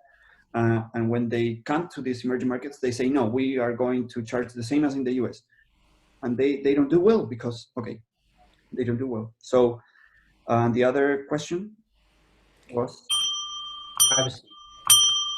Privacy question. Regulation. We are working on GDPR, so that's okay. We're running way over schedule, and I like the audience to be able to ask a couple of questions. Latest at 10 to 7, I really like to give the coaches also some time to give feedback to all the pitches. I already promised Kanika to be able to ask the first common question afterwards. But first of all, thank you guys. Sorry, it's all guys, but thank you very much for the pitches. It's really not easy to do online. And with that, I'd like to give the floor to Shafri. Yeah, thank you, Robin. So I guess I open the floor to Kanika to ask her first question. It's going to be a very quick one. So Jose, just trying to understand that, by the time hospitals come to the integration phase, they're usually using some kind of software, something maybe more traditional, like you said.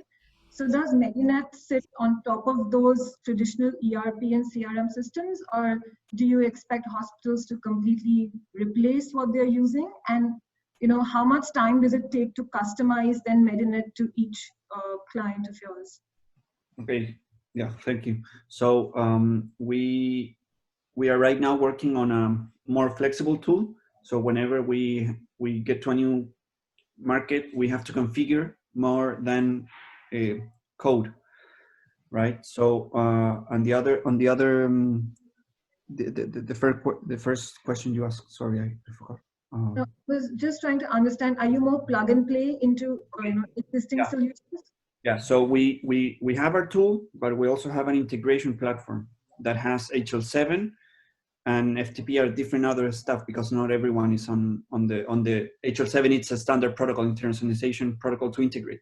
So what we do is basically, if you have your scheduling system and you like it and you work with it, let's just integrate with it and keep things running smoothly, because the most complex part is to get users on board. And if they feel like you are changing too much, they won't use the system, and it's more a political thing than it's a technical thing. But yes, we try to be as plug and play as we can. But we can do that, yes. Thank you.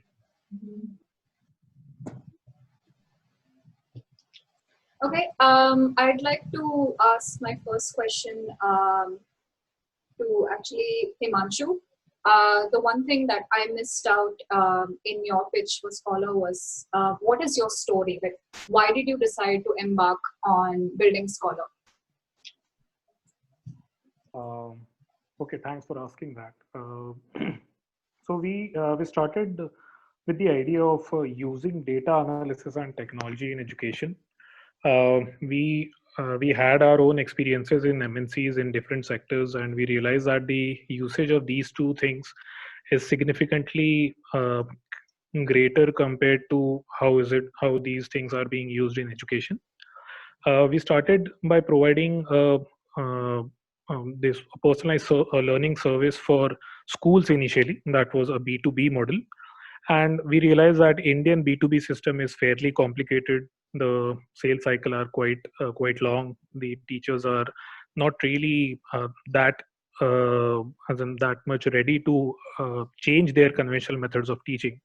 And that's where we realize that it is better to directly directly reach out to the parents, because that's where the alignment of objectives is greater, where we also want the students to improve their learning outcomes, and parents would also align with the same.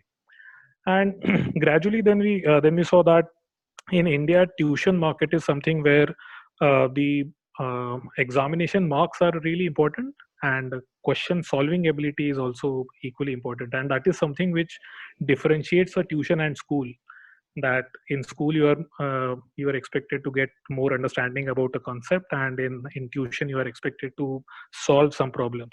And that's where precisely our whole idea of master tutoring intelligence came from, that we need to focus on this problem solving aspect, and then make sure that whatever that we are building is able to enable students to solve questions and eventually improve their learning outcomes, because that is the only way that you're going to replace the neighborhood tuition centers. Otherwise there's no other way that there's going to be a sustainable online tutoring model in India. Okay, thank you, Himanshu. So I think the next question, I think one of the people who are participating today was specifically interested in the Japanese market.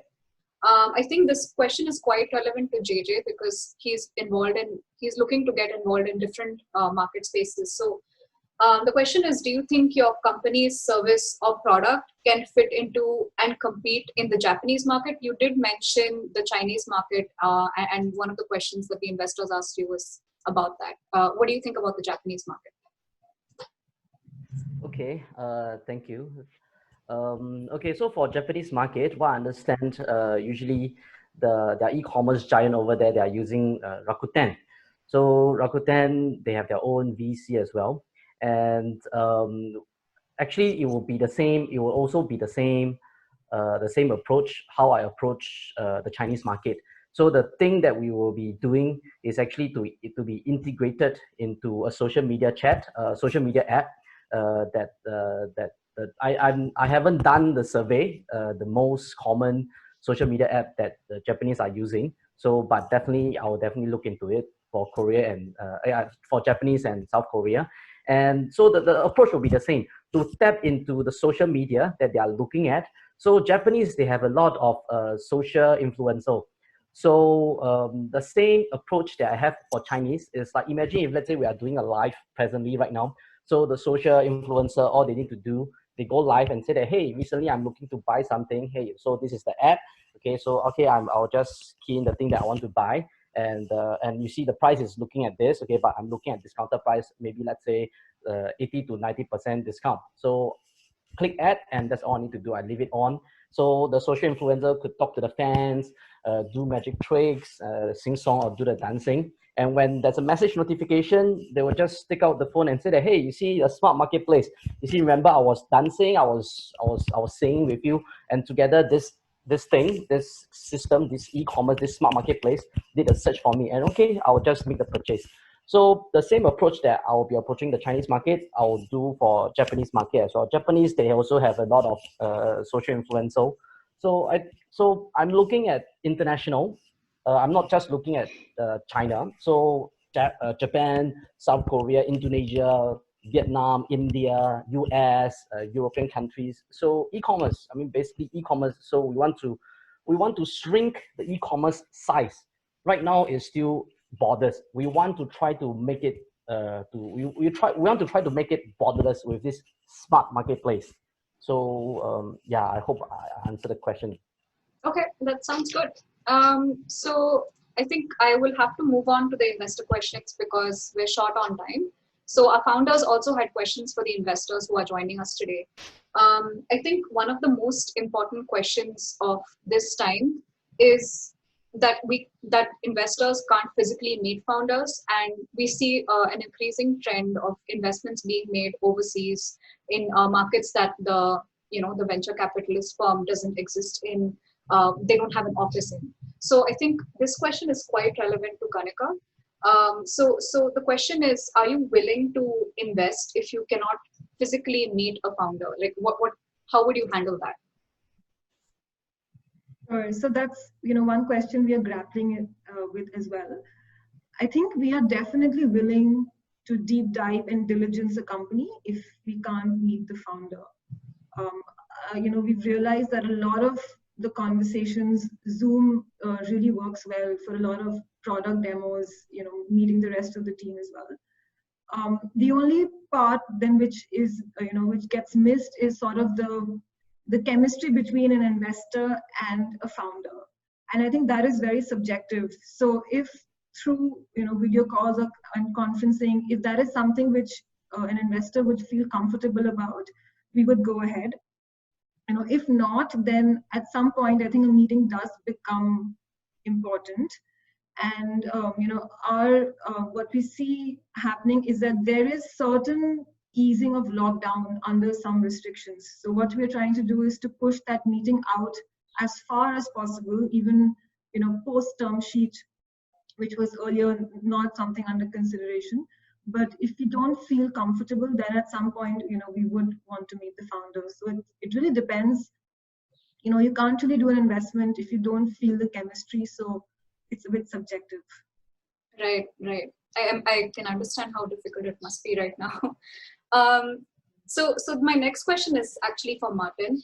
He mentioned that he's also running a family office. So I mean, how should founders approach a family office versus VC fund? How does the interaction change in that case? I wouldn't consider myself a family office in that sense of the typical family office, because we're really like a sort of a first generation entrepreneurs still. So maybe we're on the border of family office slash angel. But I think what's important is that you try to classify investors in where you are and at what stage of in your company you are, right? Sometimes you might be too early to talk to VCs, right? VCs might be willing to come in a little bit later than where you are right now. Maybe you need a bit more traction. And if you're a bit early on, you need maybe a bit more guidance rather than just a lot of money. So typically, we see that where you go to family offices and angels where there's a lot of entrepreneurial experience, you should talk to them with the perspective of how can they really help me right now with my sort of daily problems. And one of the ways we always look at companies is to say, can we help this company actually to grow to a VC investable company, right? Where a VC says, hey, this is the right company for my fund. So yeah, in short, it's a matter of like, where are you in your company, and are you looking for a bit of entrepreneurial hands-on guidance, somebody that has done it himself or herself, versus just trying to raise money. So I mean, in one word, I would say that it's a bit more personal. The interaction level, it's the mandate is decided by a smaller group of people, if I understand correctly. So it's more about whether you choose to be involved in that business or whether you see yourself to be much more of a distant participant. Yeah, there's no thesis, right? Oh, sorry, there's no mandate. Almost no mandate. It's just people are investing their own money, so it's different from how VCs looks at a business. Yeah. Thank you. That's very useful to some of the new founders who are joining us today. We actually have almost run out of time, but I'm going to push 2 questions through. The first one is actually for Chandra, because IndoGen started investment fairly recently. I mean, you mentioned that you started in around 2017, is that correct? Correct. So what has been your biggest challenge in terms of finding your first successful deal? I think it's a matter of actually proving ourselves, because our value is actually, we are not a big fund, right? So our value is actually in helping other well-performing portfolio from the region actually to expand to Indonesia, and also like to help maybe the startups from Indonesia actually to be able to scale up. So I think in that matter is actually in the first 2 years we actually had to prove ourselves, helping with the corporations, the trade organizations, then from there then helping to connect to the corporations actually to the startups. Yeah. By doing that actually then we have been able to help with the tractions. For example, for some of our portfolio companies like Fantani from Philippines, we helped them to expand to Indonesia and then connected them to Marubeni. And then for Karsam, for example, and then we helped them to expand from Malaysia and then connected them to Adira as well for the financing side. Okay, so it's also about finding co-investors for your portfolio. Yeah, so I think most of the startups have to understand that VC also have to put up lots of works, right? We have to handle the investors, we have to handle the portfolio companies, we have to contribute as well. We have to work closely with the corporations actually to help the startups to scale up. So lots of works actually need to be done, and then that's why we have a team dedicated to do portfolio management, and then another team dedicated actually to help finding new deals. Right. Well, thank you for that input. I think that gives a different perspective to our founders about, the investment side also has to take quite a large risk when they're starting out anew, and when they've already been established for a few years, they have a very different set of challenges. Thank you for that input, Chandra. Sure. We have actually quite a few questions for Navin and anyone else that I might have missed out on in terms of both the founders and the investors. One question that stood out for me was, so somebody asked, Binh, you mentioned that you're an angel investor. So what are the areas that you look for specifically when you're making an angel investment? I don't angel invest anymore. So yeah, I invest solely out of my fund. I was angel investing back in 2012. Okay. So do you see any specific changes that in terms of the companies that you're looking for in 2012 versus today? Oh, absolutely. 2012, we're just coming out of a global financial crisis. So similarly here in a downturn, what you're really looking for, whereas before COVID, you were looking for big vision, here you're looking for big vision and traction. So it's just becoming harder to go ahead and find investors willing to invest because, the bar's been set much higher. As an angel investor as well, you're investing without mandates, similar to family office. It's probably a little bit even looser because you're often making a very emotional decision because it's your own pocketbook. In a fund, you really have to go towards the thesis. So that's one of the challenges for a lot of entrepreneurs, is just really qualifying your VC that you're pitching, making sure that they're investing in the right stage, that they have active capital to deploy, and they're investing in your sectors. Right.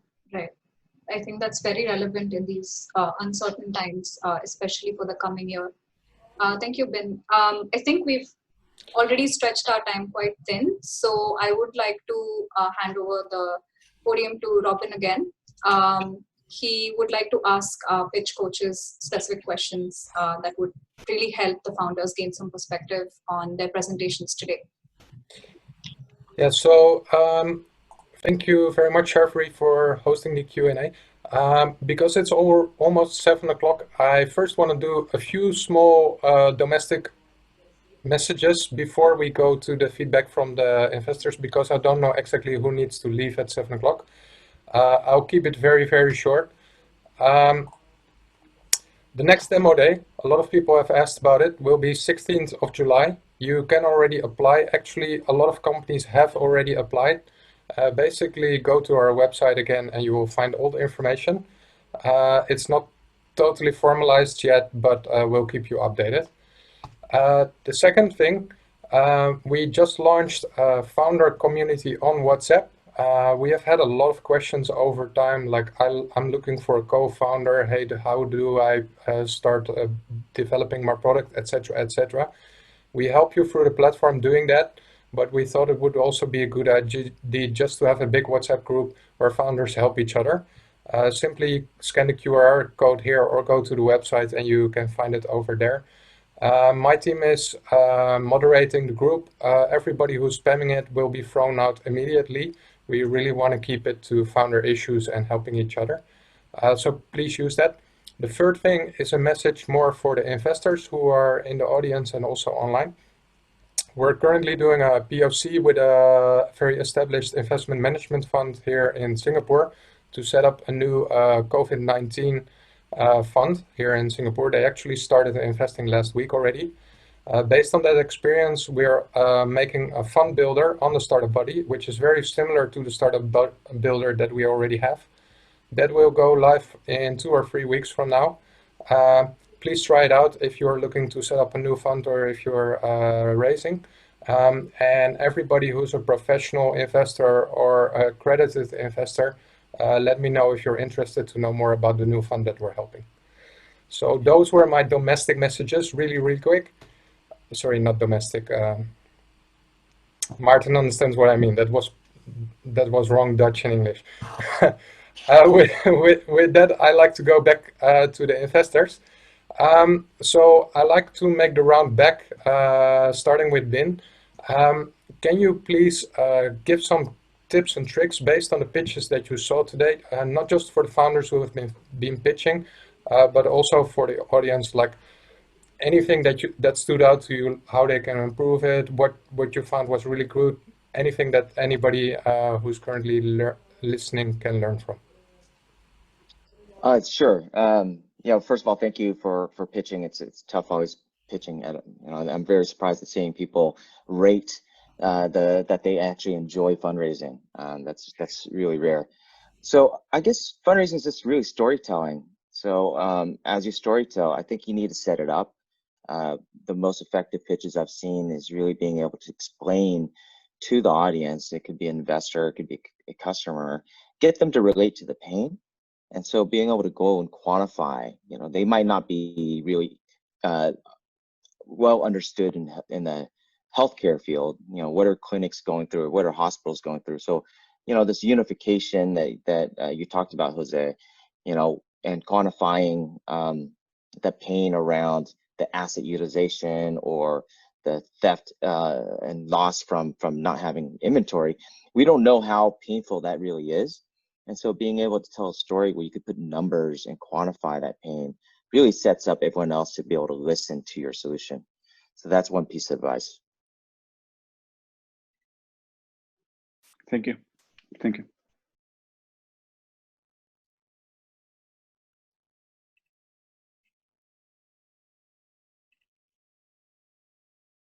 I'm happy to continue. Robin, I think you're muted. Yes. I don't know our banner by heart, and I don't have it in front of me. I'm trying to find out who was next on the list. Just a second. Maarten, you were next to Binh on the banner.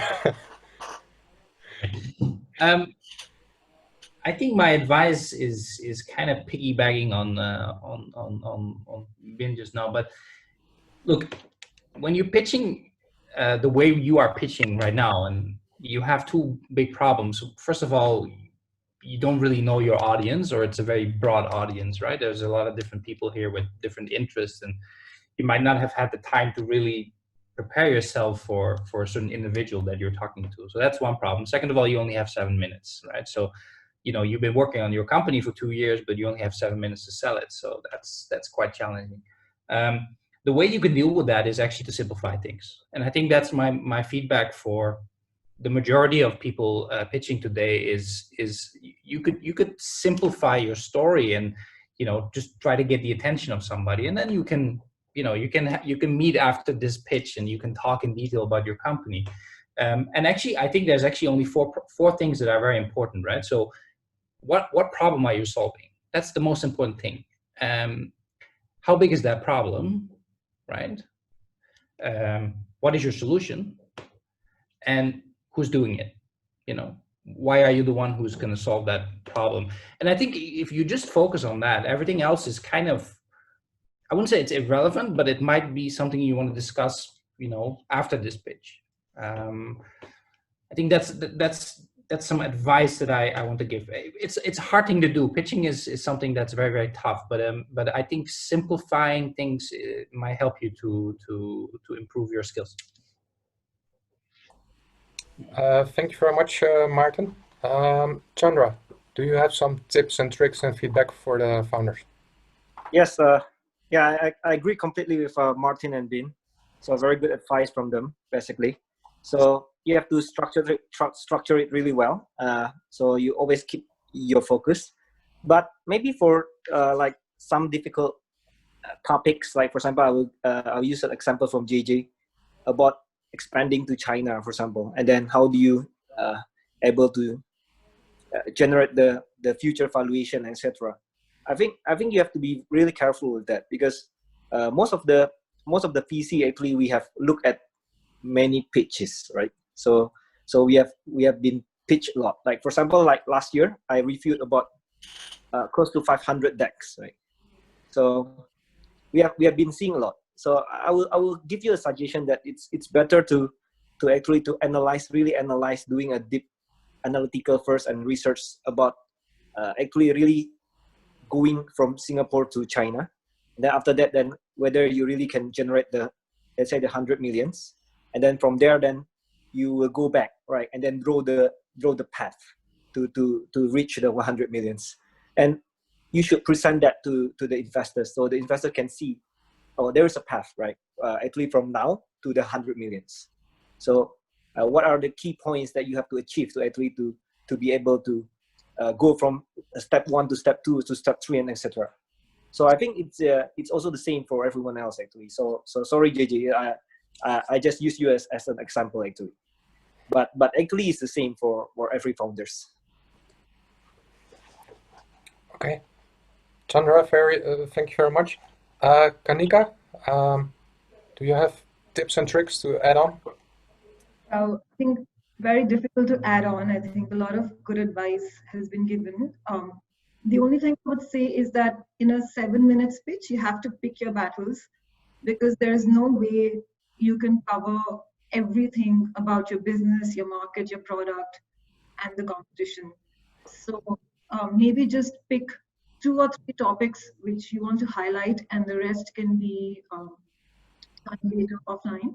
And I think for me, the most important is, what is that one thing which makes your product or your service or your solution stand out? Because, the sectors are getting advanced. So whether it's, health tech or ed tech or e-commerce, there's a lot of activity which is happening. So in a 7-minute pitch, it's very important to quickly and very early on differentiate what exactly you're trying to do. And if you can bring that clarity, then the rest can follow in a separate discussion.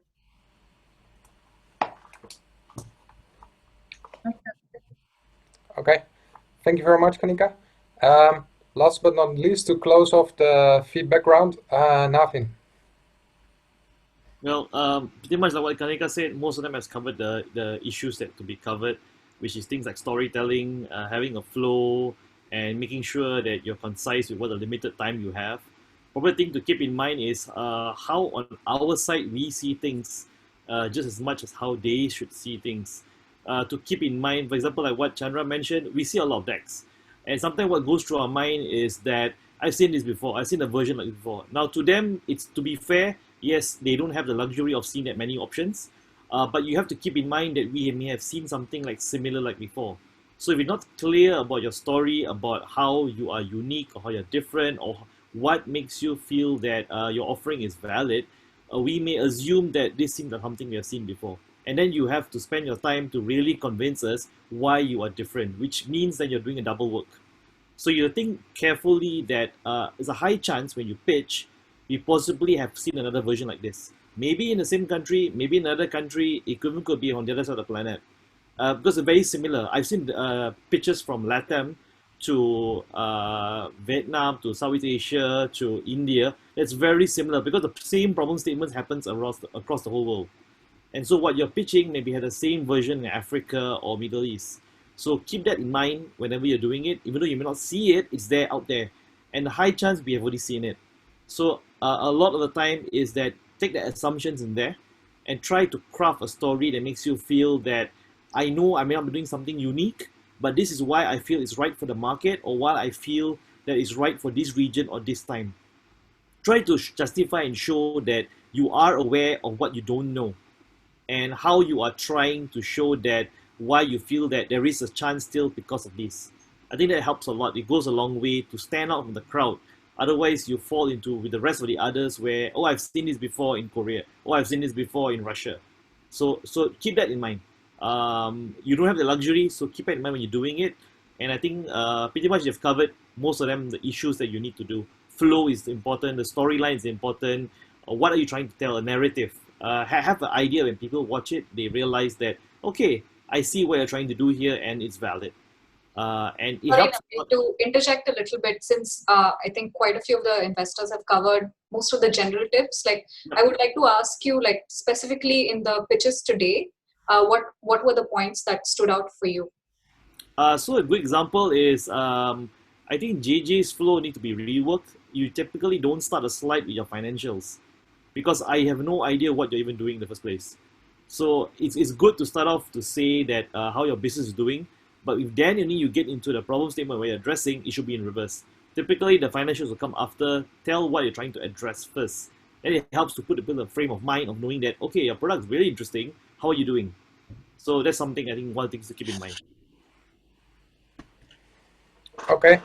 Navin, thank you very much. We're a little bit over time. I always try to plan a lot, but of course I'm never strict enough on the timing.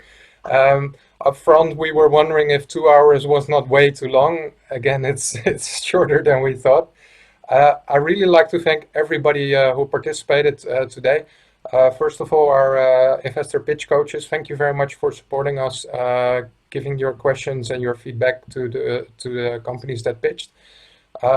Very much thank you to all the founders that were pitching just now. You might not know, I've tried to help you prepare for this pitch, but I personally really hate pitching myself as well. So thank you very much for that. The audience, thank you very much for joining and making this a success, at least for us. We had people from all around the world. And finally, of course, my own team, Sharvi, who you have seen on the screen, but also Sakshi and Darwis, who have been helping you on the sidelines. Thank you all very much for making this demo day a success again. We hope to see you all again on the 16th. One last remark about that. Maarten and Navin joined our event last November in Singapore during the FinTech Week, where we had speed dating with investors. We are going probably to do that again, but totally online. We haven't really figured out how to technically do that, but it will solve a little bit for the founders the problem of having to squeeze everything in 7 minutes and not being able to answer all the questions. So look out for that more on the 16th of July. Thank you very much, everybody, and we're gonna close off the session with that. See you next time. Thank you, everyone. Thank you, you. everyone. Bye.